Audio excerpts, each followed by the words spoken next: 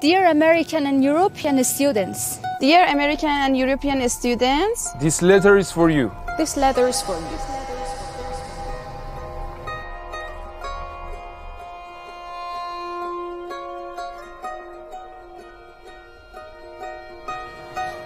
Your persistence and steadfastness in supporting the oppressed people of Palestine and in opposing the genocide and crimes against humanity in Palestine have made us feel obliged to share some words in this letter to support and stand with you.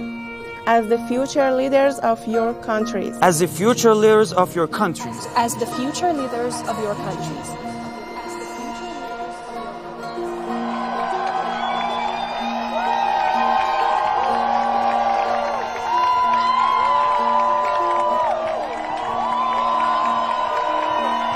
In recent days, student protests and demonstrations at some universities in America and European countries have been met with negative reactions, including arrests by police. Oh, the false claimants of freedom of speech.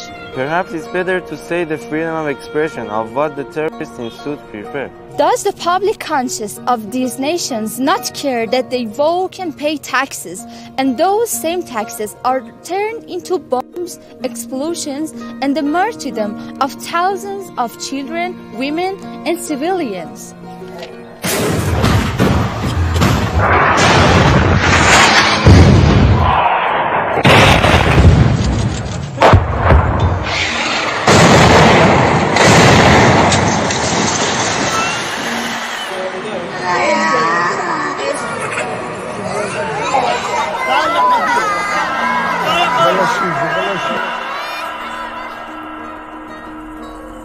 We believe that for the freedom of beloved Palestine and the revival of human values, resistance nuclei should be formed worldwide.